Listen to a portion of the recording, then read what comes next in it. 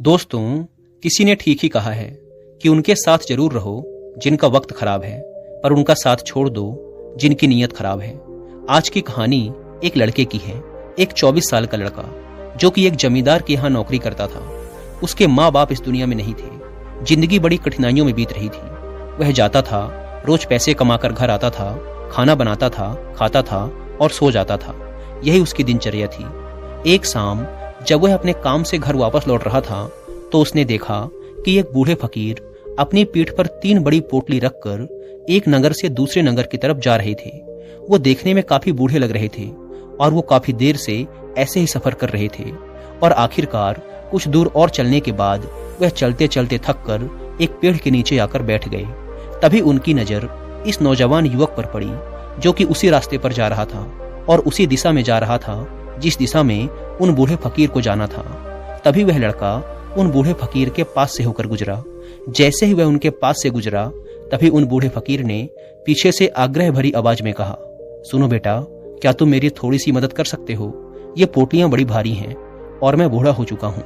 मैं ज्यादा देर तक इनका बोझ नहीं उठा सकता और मैं बहुत थक भी चुका हूँ। तो क्यों ना तुम मेरी एक पोटली को उठा लो और इसे उस दूसरे गांव तक पहुंचा दो। इसके बदले में मैं तुम्हें 2 सोने के सिक्के दूंगा। वह लड़का उन फकीर की सारी बातें सुनता है, फिर उनसे कहता है, कोई बात नहीं बाबा, मैं आपकी मदद करने के लिए तैयार हूँ। बताइए आपको कहाँ जाना है? ऐसा कहते हुए उस लड़के ने उन फकीर की एक पोटली उठा ली और उसे अपने कंधे पर रख लिया। जैसे ही उसने पोटली को कंधे पर रखा उसे आभास हुआ कि यह पोटली तो सच में बहुत भारी है। फिर वह लड़का और वह फकीर रास्ते में आगे की ओर बढ़ चले। कुछ देर तक चलने के बाद देखते ही देखते वह गांव खत्म होने लगा और अब एक सुनसान रास्ता आगे की ओर जा रहा था। वे दोनों अपने रास्ते पर मस्त होकर आगे की ओर बढ़ रहे थे। जब वे भीड़ से पूरी तरह से अलग हो गए तब वह लड़का उन फकीर से कहता है कि बाबा, इस पोटली में आखिर ऐसा क्या रखा है जिससे यह पोटली इतनी भारी है? इस पर वह फकीर बाबा जवाब देते हुए कहते हैं कि कुछ नहीं बेटा, बस इसमें कुछ तांबे के सिक्के भरे हुए हैं, इसीलिए यह इतना भारी है। उन फकीर की यह बात सुनकर वह लड़का मन ही मन सोचने लगा, लगता है ये बाबा जरूर कोई व्यापारी हैं, तभी तो इतने सारे तांबे के सिक्के साथ लेकर चल रहे हैं।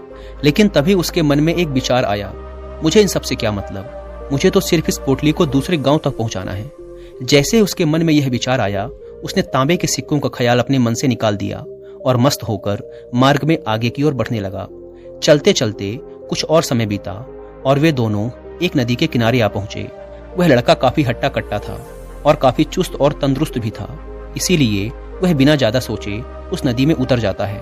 परंतु वह फकीर अभी भी किनारे पर ही खड़े थे। यह देख वह लड़का उन फकीर से कहता है, क्या हुआ बाबा, क्यों रुक गए? आइए, हमें इस नदी को पार करना होगा, तभी तो हम उस गांव तक पहुंच पाएंगे। इस पर वह फकीर उस लड़के से कहते हैं, मैं जानता हूं बेटा कि हमें यह नदी पार करनी ही होगी, पर जैसा कि तुम देख ही रहे हो मैं अब बूढ़ा हो चुका हूँ, इसीलिए ये 2-2 पोटलियां एक साथ लेकर यह नदी पार नहीं कर सकता। इसमें अगर मेरा पैर फिसल गया तो फिर मैं आगे का सफर कैसे पूरा करूंगा? क्या तुम मेरी एक पोटली और ले सकते हो? मैं तुम्हें इसके बदले भी 2 सोने के सिक्के और दूंगा। इस पर वह लड़का मुस्कुराते हुए उन फकीर से कहता है, बाबा, अब आप मुझे शर्मिंदा कर रहे हैं। अगर आप मुझे सोने के सिक्के ना भी दें तब भी मैं आपका कार्य अवश्य करूंगा। मैं आपको उस दूसरे गांव तक अवश्य पहुंचाऊंगा। इस पर वह फकीर मुस्कुराते हुए कहते हैं, बेटा, तुम तो बड़े ही भले आदमी मालूम पड़ते हो। इतना कहकर उन्होंने वह दूसरी गठरी भी उस लड़के को थमा दी। जब उस लड़के ने वह दूसरी गठरी अपने कंधे पर रखी तब उसे यह गठरी भी बहुत ज्यादा भारी लगी, किंतु उसने वहां पर कुछ नहीं कहा।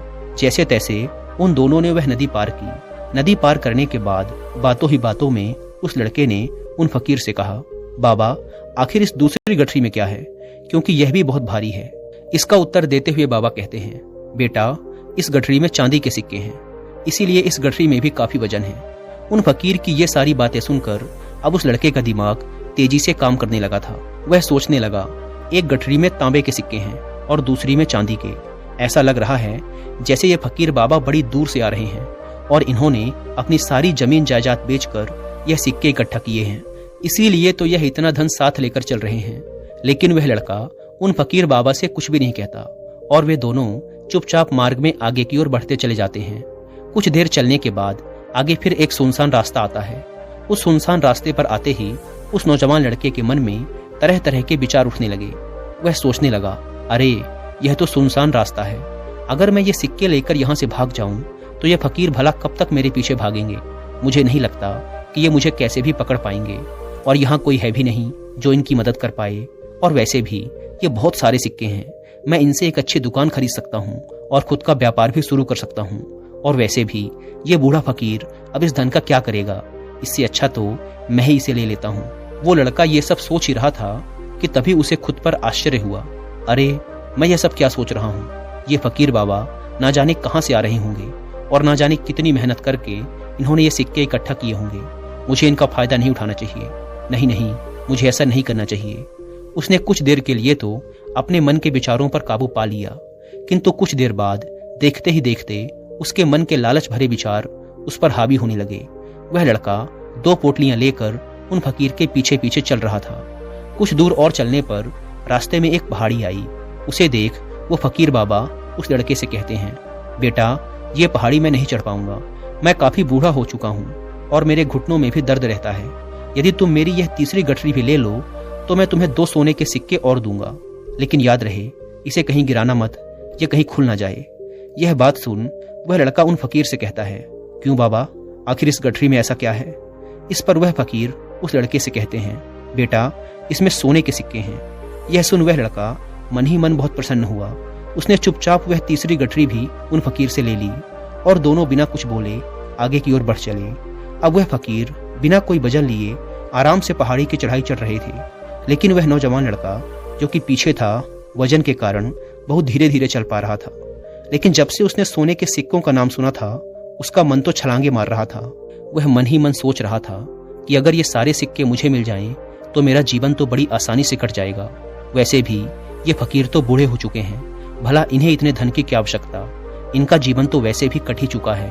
मैं एक काम करता हूँ, ये सारा धन लेकर यहाँ से भाग जाता हूँ। लड़के के मन में अनगिनत विचार चल रहे थे। लड़के का मन अब उसकी बुद्धि पर पूरी तरह से हावी हो चुका था।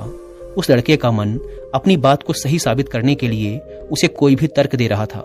और तभी उसके मन में एक और विचार उठा, और अब की बार वह लड़का यह सोच रहा था कि लगता है ये फकीर बाबा कोई चोर हैं, नहीं तो इनके पास इतने सारे सोने के सिक्के कहाँ से आए। अगर ये कोई व्यापारी होते तो ये इस तरीके से पैदल यात्रा तो नहीं करते, और अगर इनके पास इतना सारा धन था तो ये कोई न कोई साधन भी अवश्य करते। लगता है ये कोई चोर है, और चोर का धन चोरी करने में भला कौन सी बुराई। यह सोचता हुआ वह लड़का अब काफी तेजी से ऊपर की ओर चढ़ रहा था, और देखते ही देखते वह फकीर से आगे भी निकल गया। वह यह सोच रहा था कि जैसे ही इस पहाड़ी की चढ़ाई खत्म होगी और ढलान आएगी, मैं इन तीनों पोटलियों को लेकर भाग जाऊंगा, जिसके बाद ये सारा धन मेरा हो जाएगा और मेरी गरीबी भी हमेशा हमेशा के लिए खत्म हो जाएगी। मेरे पास बहुत सारा धन होगा, फिर मैं जो चाहूंगा वो कर पाऊंगा। ये सब सोचते सोचते वो पहाड़ी की चोटी पर पहुंच गया और अब ढलान का रास्ता शुरू होने वाला था। तभी वह लड़का उन फकीर की नजरों से बचता हुआ तीनों गठरियां लेकर तेजी से भागता हुआ आगे निकल गया। अब उसे अपना शरीर बहुत हल्का महसूस हो रहा था, जैसे कि उसे उन तीनों गठरियों का वजन तक न मालूम पड़ रहा हो। काफी देर तक दौड़ते भागते, लोगों की नजरों से बचते बचाते वह सुनसान रास्तों से होता हुआ किसी तरह अपने घर पहुंचा। उसकी खुशी का कोई ठिकाना नहीं था। उसने सोचा क्यों ना मैं जल्दी जल्दी इन सभी पोटलियों से सारे सिक्के निकालकर उन्हें कहीं छुपा दूं। यह सोचकर जब उसने गठरी खोली तो पहली गठरी में उसे जंग लगे हुए लोहे के सिक्के मिले। यह देखकर उसे अपनी आंखों पर विश्वास नहीं हुआ। इस पर उसने तुरंत ही दूसरी गठरी भी खोल डाली। इस पर भी उसे जंग लगे हुए लोहे के सिक्के ही मिले। यह सब देखकर वह लड़का बड़ा हैरान हुआ। उसने मन ही मन कहा, आखिर यह सब क्या हो रहा है। उन फकीर ने तो मुझसे कुछ और ही कहा था। अब उसने वह तीसरी सोने वाली गठरी खोली, उसमें भी लोहे के जंग लगे सिक्के ही निकले। यह देखकर वह लड़का बड़ा क्रोधित हुआ। आखिर उन फकीर ने मुझसे झूठ क्यों कहा। उन्होंने ऐसा क्यों कहा कि एक गठरी में तांबे के सिक्के हैं, दूसरी में चांदी के और तीसरी में सोने के। वह यह सब सोच ही रहा था कि तभी उसकी नजर उस गठरी के अंदर पड़े एक पत्र पर पड़ी। उसने तुरंत वह पत्र उठाया और पढ़ने लगा। उस पत्र में लिखा था, यह पूरा नाटक एक ईमानदार व्यक्ति की खोज करने के लिए रचा गया है।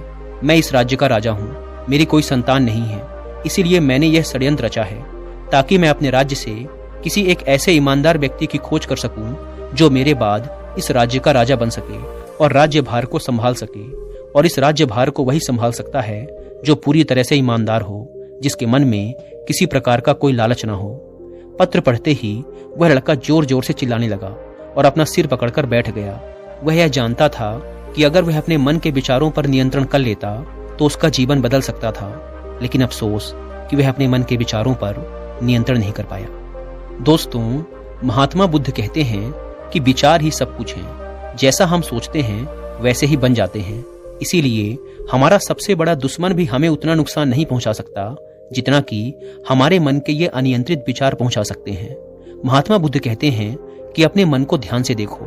हमारे मन में जो विचार चलते हैं वही विचार शब्द बनते हैं और विचार ही कर्म के रूप में प्रकट होते हैं। बार बार दोहराने पर कर्म आदत में बदलता है और समय के साथ धीरे धीरे यह आदतें हमारे चरित्र का गठन करती हैं और आगे चलकर यही चरित्र हमारे भाग्य का निर्माण भी करता है। इसीलिए हमारा अपने विचारों के प्रति सजग रहना बेहद आवश्यक है। हमारा जागरूक रहना बेहद आवश्यक है। हमारा इस पर ध्यान देना जरूरी है कि हमारे मन में किस तरह के विचार उठ रहे हैं। आगे महात्मा बुद्ध कहते हैं कि कमजोरी हमेशा छोटे विचार से शुरू होती है। छोटा विचार एक बीज की तरह होता है और अगर समय रहते इस विचार रूपी बीज को नष्ट न किया जाए तो यह छोटा सा विचार बहुत ही जल्द एक विशाल वृक्ष का रूप ले लेता है और हमारी बुद्धि की सोचने और समझने की क्षमता को पूरी तरह से नष्ट कर देता है। इसीलिए जब हमारे मन में पहली बार कोई गलत विचार जन्म ले तभी उसे जड़ से उखाड़ देना चाहिए, अन्यथा वह बहुत ही जल्द एक विशाल वृक्ष का रूप ले लेगा और हमें किसी न किसी गलत राह पर ढकेल ही देगा। फिर हम चाह कर भी उसे रोक नहीं पाएंगे। लेकिन अब प्रश्न ये उठता है कि हम अपने मन के विचारों को कैसे नियंत्रित करें। हमारा मन तो इतना शक्तिशाली है, इतना चंचल है कि वह किसी न किसी तरीके से हम पर हावी हो ही जाता है। हम चाह कर भी उस पर नियंत्रण नहीं रख पाते। इस प्रश्न के उत्तर में महात्मा बुद्ध हमें दो बातें बताते हैं। पहली बात, सही इरादा विकसित करो। कई बार आपने देखा होगा कि आप बोलना कुछ और चाहते हैं लेकिन बोल कुछ और देते हैं, क्योंकि आपके मन के भीतर जो कुछ बसा हुआ है वही आपके मुख से बाहर भी निकल रहा है। लेकिन जब हमसे वह गलती हो जाती है तो उसके बाद हमारा मस्तिष्क अच्छी तरह से काम करना शुरू कर देता है। हम अपने सोचने और बोलने के प्रति सजग हो जाते हैं और इसी अवस्था में हमें एहसास होता है कि हमसे गलती हो गई है और फिर हमारा मन दुखी हो जाता है, वह पश्चाताप से भर जाता है। और इस दुख और पश्चाताप से बचने के लिए महात्मा बुद्ध हमें सही इरादा विकसित करने के लिए कहते हैं। और ऐसा करने के लिए जब भी आप कोई कार्य करने जा रहे हों तो सबसे पहले आपको स्वयं से पूछना चाहिए कि जो कुछ भी मैं करने जा रहा हूं इसके पीछे मेरा इरादा क्या है। क्या मैं दूसरों को दुख पहुंचाना चाहता हूं, दूसरों को नीचा दिखाने जा रहा हूं, या मुझे दूसरों को और खुद को ऊपर उठाना है। खुद से सवाल कीजिए, खुद को सचेत कीजिए। जब आप इरादों के प्रति सचेत होने लगेंगे, जब आप विचारों के प्रति जागरूक होने लगेंगे, तभी आपके अंदर सकारात्मक ऊर्जा का प्रवाह होगा। तभी आप सकारात्मक इरादों से जुड़ने लगेंगे और आपके अंदर बैठी हुई नकारात्मक ऊर्जा और नकारात्मक इरादे दिन प्रतिदिन कम होने लगेंगे। परंतु स्मरण रहे, आपको यह हर दिन करना होगा और आपको हमेशा इस बात का ध्यान रखना होगा कि आपको केवल अच्छा सोचना है और आपके इरादे हमेशा सही होने चाहिए। तभी आप दुख और तकलीफों से बच सकते हैं, अन्यथा आप इसी तरह दुख और तकलीफों से घिरे ही रहेंगे और आप कभी भी इससे बाहर नहीं निकल पाएंगे। दूसरी बात, विचारों के प्रति जागरूकता विकसित करो, जिससे आपका मन धीरे धीरे शांत होने लगेगा और आपके मन में बसी हुई सभी नकारात्मक ऊर्जाएं, सभी नकारात्मक विचार खत्म होने लगेंगे और आप शांति की दिशा में आगे बढ़ेंगे। और आपको इसके लिए सिर्फ इतना ही करना है कि इस पल में जो कुछ भी घटित हो रहा है आपकी आंखों के सामने, आपके अंदर जो कुछ भी जैसा भी चल रहा है, बस उसे देखते रहना है। अपने मन के अच्छे बुरे विचार, अपनी भावनाओं और यादों पर बिना कोई प्रतिक्रिया दिए बस उन्हें देखते रहना है, जिससे आपके मन के सारे विचार देखते ही देखते खत्म होने लगेंगे। आपका मन खाली होने लगेगा। इसके बाद आप न केवल नकारात्मक विचारों से बच सकते हैं, बल्कि आप बहुत सी दुख और तकलीफों से भी दूर रह सकते हैं। इसीलिए तथागत बुद्ध कहते हैं कि जो स्वयं को देखता है वही सबसे बड़ा तपस्वी है। अर्थात जो अपने मन में चल रहे विचारों को सिर्फ देखता है और उन पर कोई भी प्रतिक्रिया नहीं करता, सिर्फ उन्हें देखता है और समझता है, वास्तव में वही अपने मन पर नियंत्रण भी कर सकता है और वही अपना जीवन सुखी और खुशहाली के साथ जी सकता है। इसीलिए यदि आप भी अपने जीवन को सुखी और खुशहाल बनाना चाहते हैं तो आपको अपने मन पर नियंत्रण साधना ही होगा, अपने मन में चल रहे विचारों के प्रति जागरूक होना ही होगा और अपने मन को खाली करना ही होगा। दोस्तों, उम्मीद है कि आपको इस वीडियो से बहुत कुछ सीखने को मिला होगा और वीडियो में यहाँ तक बने रहने के लिए आपका बहुत बहुत धन्यवाद।